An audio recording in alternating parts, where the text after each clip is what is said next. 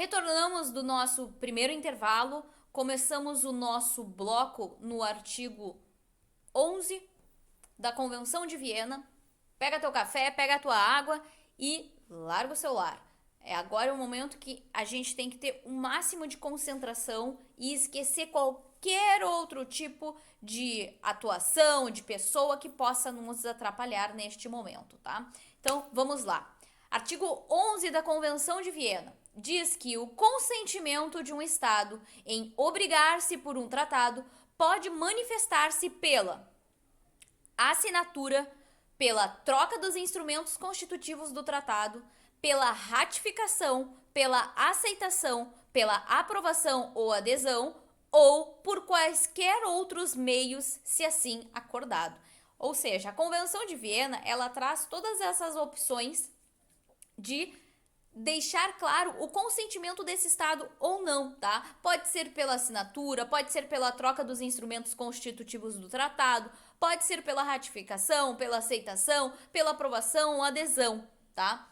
No caso do Brasil, esse consentimento ele é dado pela ratificação, que é lá a nossa terceira fase de ingresso do tratado ou convenção no ordenamento jurídico brasileiro, tá? A assinatura não é, tá? Mas a Convenção de Viena, e é extremamente importante que vocês saibam que a Convenção de Viena traz essa possibilidade de que o consentimento seja expressado pela assinatura, tá? Ela traz isso. Então, o artigo 11 também é importantíssimo.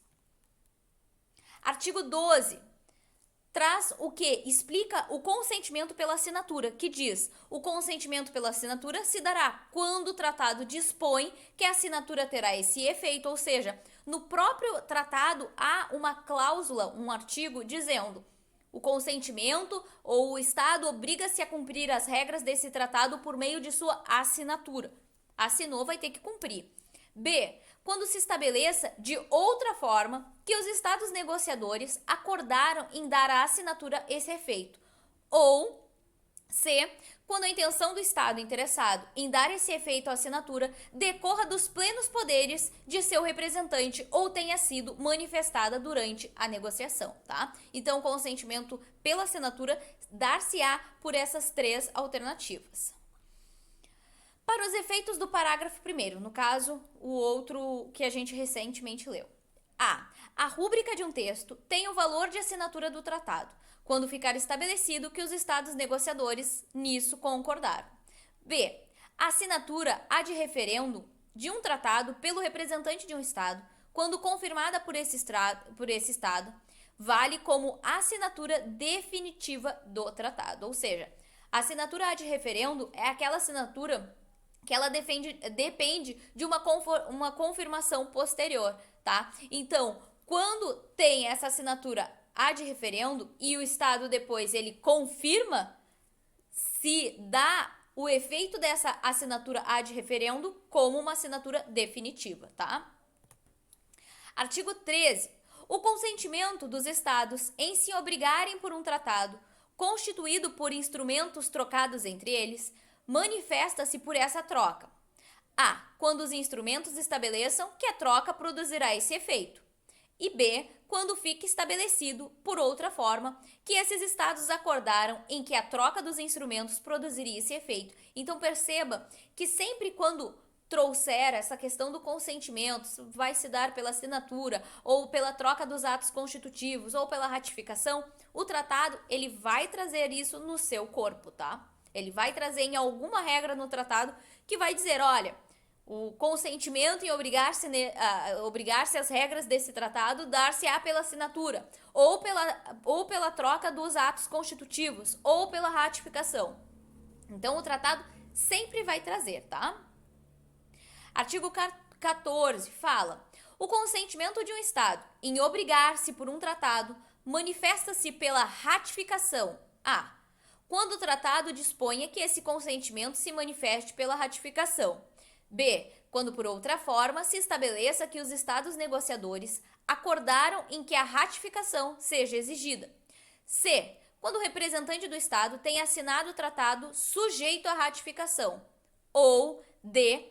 Quando a intenção do Estado de assinar o tratado sob reserva de ratificação decorra dos plenos poderes de seu representante ou tenha sido manifestada durante a negociação, tá? Então, são nesses casos em que o consentimento em obrigar-se por um tratado manifesta-se pela ratificação, ou seja, confirmação. No caso do Brasil, é pela terceira fase, que é a primeira fase é a negociação e a assinatura, que eu sempre coloco meio juntos, né? Mas a assinatura é o que faz o pontual, né?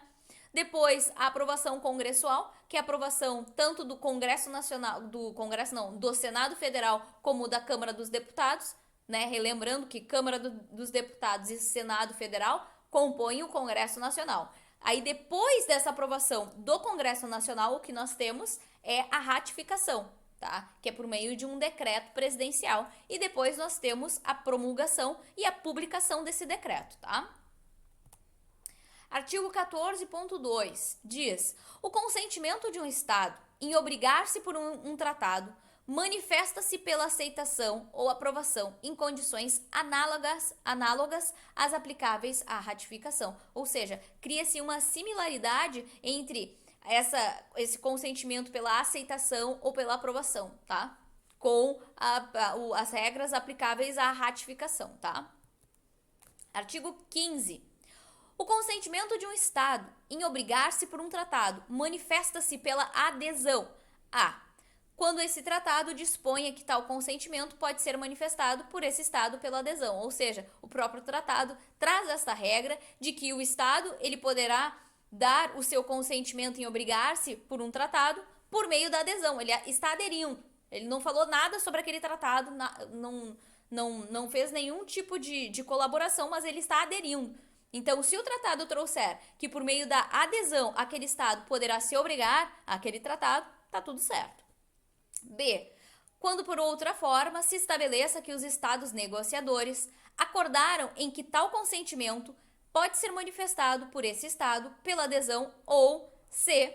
Quando todas as partes acordaram posteriormente em que tal consentimento pode ser manifestado por esse Estado pela adesão. Artigo 16. A não ser que o tratado disponha diversamente, os instrumentos de ratificação, aceitação, aprovação ou adesão estabelecem o consentimento de um Estado em obrigar-se por um tratado por ocasião: a. da sua troca entre os Estados contratantes, b. do seu depósito junto ao depositário, ou c. da sua notificação aos Estados contratantes ou ao depositário, se assim for convencionado, tá? Ou seja, o consentimento dar-se-á pela ratificação, aceitação, aprovação, adesão por esses três, exceto se o tratado dispuser de forma diversa, né? Se o tratado trouxer algo de diferente, será da outra forma. Mas se ele não trouxer nada, poderá ser pela ratificação, aceitação, aprovação ou adesão, conforme esses três enunciados aqui que a gente já conversou, tá? Artigo 17. O consentimento em obrigar-se por parte de um tratado e escolha entre disposições diferentes. 1.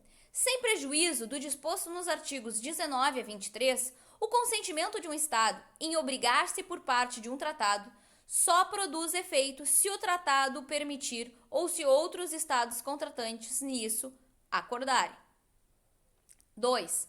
O consentimento de um Estado em obrigar-se por um tratado que permite a escolha entre disposições diferentes só produz efeito se as disposições a que se refere o consentimento forem claramente indicadas. Esse 2 aqui eu grifaria, tá?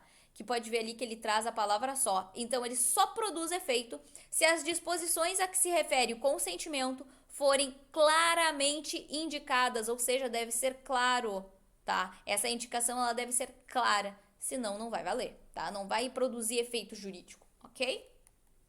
Vamos lá. Artigo 18. Um Estado é obrigado a abster-se da prática de atos que frustrariam o objeto e a finalidade de um tratado quando a. tiver assinado ou trocado instrumentos constitutivos do tratado, sob reserva de ratificação, aceitação ou aprovação, enquanto não tiver manifestado sua intenção de não se tornar parte no tratado, tá? Ou B. tiver expressado seu consentimento em obrigar-se pelo tratado no período que precede a entrada em vigor do tratado, e com a condição de esta não ser indevidamente retardada. Aqui eu não vejo uma grande questão de prova, mas, né, fiquem atentos. Artigo 19. Um Estado pode, ao assinar, ratificar, aceitar ou aprovar um tratado, ou a ele aderir, formular uma reserva, a não ser que, então vejam bem, nem sempre um Estado ele poderá aderir ou formular uma reserva, nem sempre ele pode dar uma ressalva, tá? A não ser que a reserva seja proibida pelo tratado, ou seja, o próprio tratado já diz ali, ó, é proibido a realização de reservas. Os estados não podem fazer reservas. Então, pode acontecer de ter um tratado que seja proibida a incidência de reserva? Sim. Então, saibam, se o tratado trouxer a proibição de reserva, o que acontece? Não pode fazer a reserva, gente. E isso como que vai cair na tua prova? O examinador ele vai trazer uma questão assim, dizendo que sempre será possível fazer uma reserva em um tratado. Isso tá certo ou tá errado? Tá errado, né, gente? Porque não é nem sempre, não é sempre. Nunca é sempre. O Estado brasileiro, se ele assinar, ele tem o direito de fazer uma reserva? Ele tem, desde que não seja proibido. Se o tratado não trouxer uma proibição, é claro que pode fazer reserva. Mas veja bem como não é sempre que pode ser feita uma reserva. O tratado, ele não pode proibir. Então, se proibir uma reserva, não pode ser feita. Tá proibido, tá? B. O tratado disponha que só possam ser formuladas determinadas reservas, entre as quais não figure a reserva em questão. Ou, o tratado, ele também pode... O que ele pode fazer? Ele pode proibir a realização de reservas, bem como ele pode proibir o quê? Reservas de determinados assuntos, tá? Ele pode dizer assim, olha, não poderá ser feito reserva no que tange a pena de morte. Se for, por exemplo, um tratado que trate sobre questões sobre a pena de morte, vai dizer, não pode ser feito não pode ser feito reservas no que tange a pena de morte por faca. Ficou horrível o exemplo, mas só para você saber. Ele pode dizer proibir uma reserva de um determinado tema.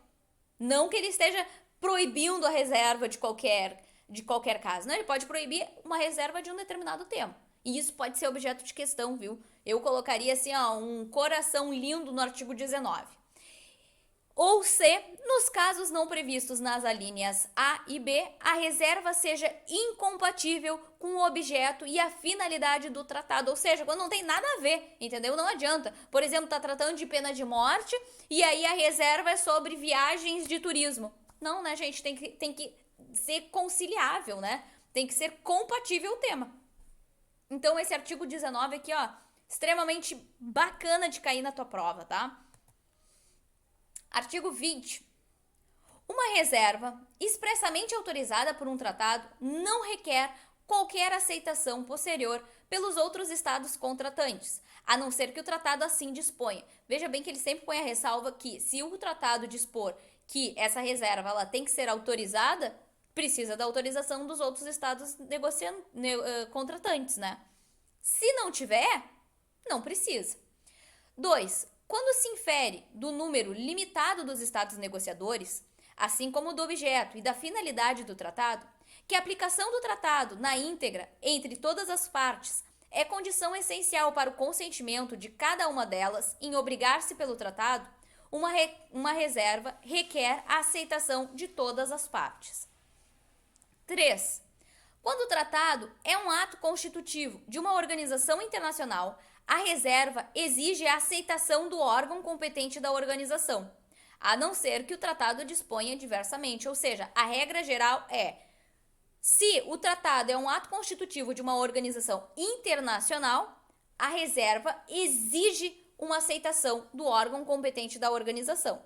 Agora, tem a exceção. Se o tratado trouxer que não precisa dessa aceitação expressa, não precisa, tá? Então saibam disso, que a regra geral é que tem que ter essa reserva, ela tem que ter o quê? Uma aceitação do órgão competente da organização, tá?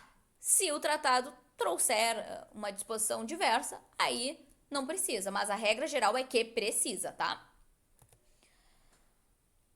Artigo 20.4. Nos casos não previstos nos parágrafos precedentes e a menos que o tratado disponha de outra forma, a aceitação de uma reserva por outro Estado contratante torna o Estado autor da reserva parte no tratado em relação àquele outro Estado, se o tratado está em vigor ou quando entrar em vigor para esses Estados. Tranquilo essa daqui, tá, gente? B. A objeção feita a uma reserva por outro Estado contratante não impede que o tratado entre em vigor. Objeção é, por exemplo, o Estado impõe uma reserva e o outro Estado contratante coloca uma objeção. É como se fosse uma réplica, tá? Ou uma contestação. Continuando.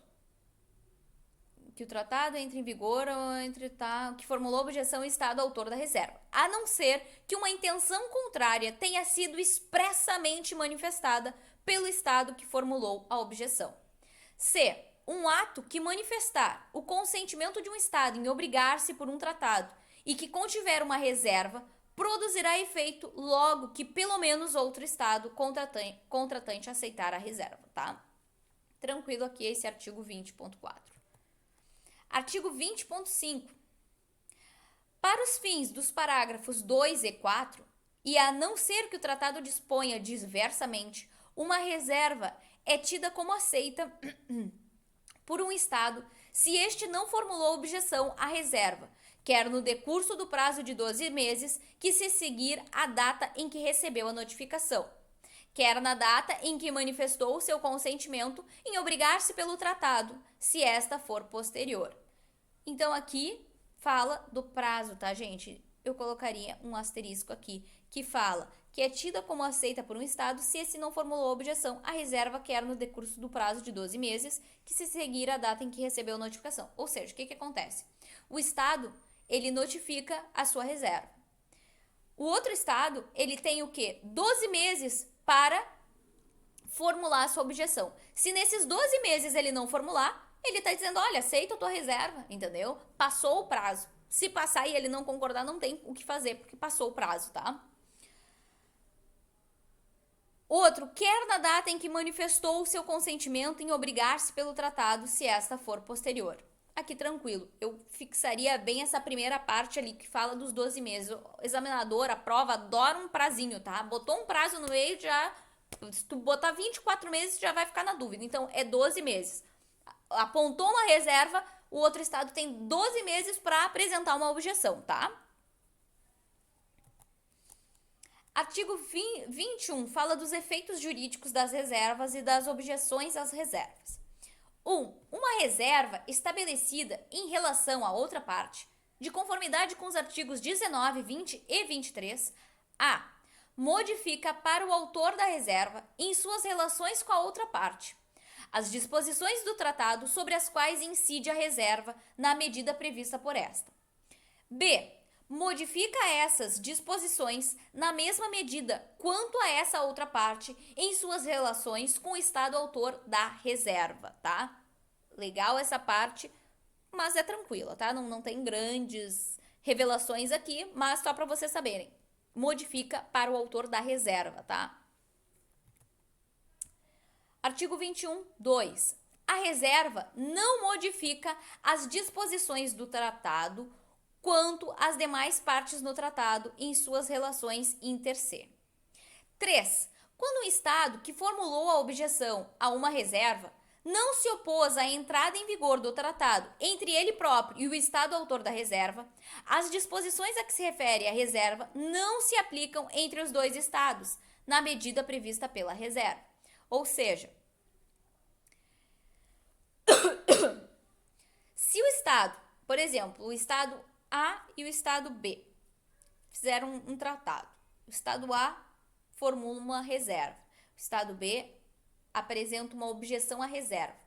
Se esse Estado B, que formulou a objeção à reserva, não colocou uma exceção, ele não se opôs à entrada em vigor, o que acontece? As disposições a que se refere essa reserva não se aplicam entre esses dois estados, na medida prevista da reserva, tá? Mas o tratado, ele entra em vigor, tá? Aqui não tem... Se cair na tua prova, vai cair a literalidade da Convenção de Viena, tá? O examinador, ele não vai fugir muito disso. Inclusive, ele vai colocar a letra fria justamente para ver se vocês sabem e se vocês leram, tá? Artigo 22. Retirada de reservas e de objeções às reservas. 1. A não ser que o tratado disponha de outra forma, ou seja, está dando a possibilidade de que o tratado traga uma forma específica para atuar quanto à retirada de reserva e de objeções, tá? Uma reserva pode ser retirada a qualquer momento, sem que o consentimento do Estado que a aceitou seja necessário para sua retirada, ou seja, o Estado A apresentou uma reserva, o outro Estado aceitou, não apresentou objeção. Se o Estado A quiser retirar essa reserva, ele tira a qualquer tempo. Não precisa que o outro Estado que aceitou aceite essa retirada. Então, pode ser retirada a qualquer tempo. 2. A não ser que o tratado disponha de outra forma, uma objeção a uma reserva pode ser retirada a qualquer momento e para a objeção vale da mesma forma. Tanto a reserva como a objeção àquela reserva podem ser retiradas a qualquer momento, tá? Artigo 22.3 diz que, a não ser que o tratado disponha ou fique acordado de outra forma, a retirada de uma reserva só produzirá efeito em relação a outro Estado contratante quando este Estado receber a correspondente notificação. Ou seja, é a partir do recebimento da notificação, tá? Que ele vai produzir efeito. A retirada de uma objeção a uma reserva só produzirá efeito quando o Estado que formulou a reserva receber a notificação dessa retirada. Então, percebam aqui como é importante vocês saberem a literalidade da convenção. Porque diz que quando que surgirá o efeito da retirada ou da reserva ou da objeção à reserva? Quando o outro Estado receber o quê? A notificação. Então, começa a surtir efeito essa retirada a partir do recebimento da notificação. Então, anota isso no teu material. É importante que só produz efeito essa retirada, seja da reserva ou da objeção à reserva, a partir do recebimento da notificação. Coloca um asterisco aí, uma estrela, que pode ser objeto da tua prova isso também, tá? Artigo 23. 1. Diz que a reserva, a aceitação expressa de uma reserva e a objeção a uma reserva devem ser formuladas por escrito e comunicadas aos estados contratantes e aos outros estados que tenham o direito de se tornar parte no tratado. 2. Uma reserva formulada quando da assinatura do tratado, sob reserva de ratificação, aceitação ou aprovação, deve ser formalmente confirmada pelo Estado que a formulou no momento em que manifestar o seu consentimento em obrigar-se pelo tratado. Nesse caso, a reserva considerar-se-á feita na data de sua confirmação. Eu vou te convidar para a gente continuar no próximo bloco, tá? Não desiste, continua firme no teu propósito, tô junto contigo e até mais. E a gente já se vê no próximo bloco, tá bem? Até mais!